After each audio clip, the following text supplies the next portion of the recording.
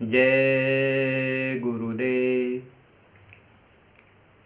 परम संत बाबा जय गुरुदेव ने अपने सत्संग वचनों में बताया कि इंसान को सत्य का संग करना चाहिए।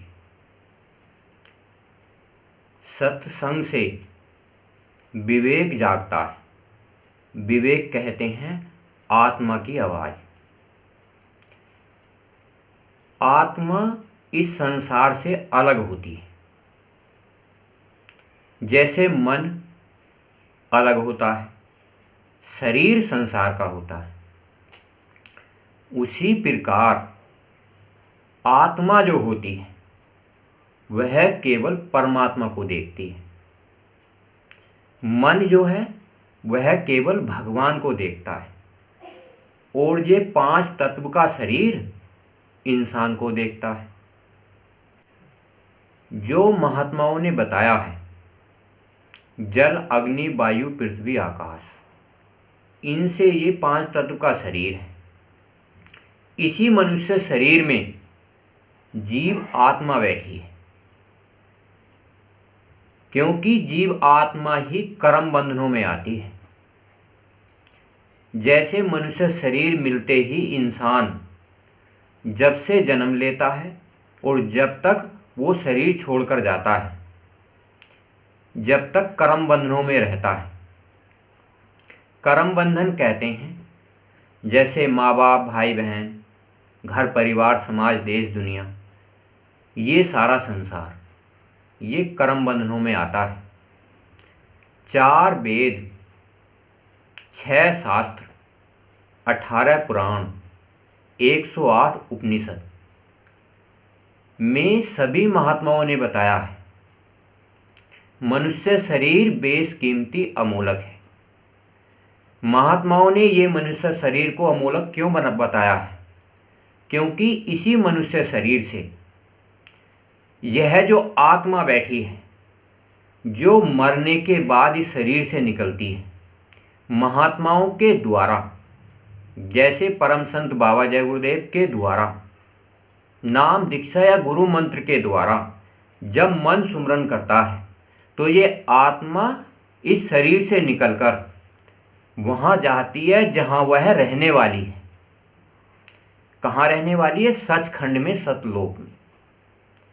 बाबा जी ने कहा, सतगुरु तेरे चरणों की अगर धूल जो मिल जाए, सच कहता हूँ दाता किस्मत ही बदल जाए। यानी कि 5 नाम, 5 रूप, 5 स्थान जब मन सुमरन करता है तो ये मनुष्य शरीर में जो जीव आत्मा बैठी है, इसे धीरे धीरे छोड़कर अपने निज घर जाने का वो प्रयत्न करती है। जैसे हम इस संसार में जब से दिन निकलता है, जब तक दिन छिपता है, कोई ना कोई कार्य करते हैं। उसी प्रकार महात्मा बताते हैं ब्रह्म मुहूर्त में आप 1 घंटा उसके नाम का सुमरन करो, जिसने ये दुनिया बनाई है, जिसने ये अंडखंड ब्रह्मांड बनाए हैं, उसके नाम का भजन करो। जो परम पिता परमात्मा है, 4 खाने 84 की जीव आत्माओं का पिता है, जिसने रात और दिन बनाए, जिसने मौसम बनाए, उससे आप प्रार्थना कीजिए। बाबा जी ने बताया ध्यान करो। किसका ध्यान करो? मन के द्वारा उस परमात्मा का, उस अंडखंड ब्रह्मांडों के मालिक का, उसके नाम का ही सुमरन करो जिसने दुनिया बनाई। उसके नाम का भजन करो। भजन कहते हैं सुनने के लिए। इन कानों से जब बंद कर कर आवाज़ सुनते हैं तो धीरे धीरे आत्मा में वो आवाज़ पहले से ही मौजूद है। अगर महात्माओं के द्वारा हम प्रयत्न करते हैं, जो वर्तमान का महात्मा सच्चा होता है, जिसने भगवान और परमात्मा को देखा है, जिसने मनुष्य शरीर से मन के द्वारा भगवान के दर्शन किए हैं, आत्मा के द्वारा परमात्मा के दर्शन किए हैं, उसी महात्मा, उसी गुरु या सदगुरु साध के द्वारा जीव आत्मा का कल्याण होता है। कल्याण कहते हैं आत्मदर्शन। जिसे महात्मा कहते हैं मोक्ष, देखने को मोक्ष कहते हैं और आने जाने को मुक्ति कहते हैं, जिसे इस दुनिया में भजन भी कहा जाता है। बाबा जी बताया करते थे, नाचने गाने का नाम भजन नहीं। भजन आत्मा जो परमात्मा की आवाज़ सुनती है और इस संसार में आत्म जागृति मनुष्य शरीर में हो जाती है, जो आत्मा जन्मने और मरने में नहीं आती। जैसे इस मनुष्य शरीर के 4 शरीर होते हैं, पर आम इंसान को यही पता है ये एक ही शरीर है। जैसे हमारा ही 17 तत्व का शरीर होता है, जो लिंग शरीर होता है, फिर सूक्ष्म शरीर होता है, फिर कारण शरीर होता है, और जो वर्तमान में है वह स्थूल शरीर है। यह 5 तत्व का होता है। तो अलग अलग तरीके से गुरु महाराज की युक्ति के द्वारा जब हम साधना करते हैं तो ये मनुष्य शरीर में जो जीवात्मा बैठी है, चारों शरीरों को धीरे धीरे पार करती है।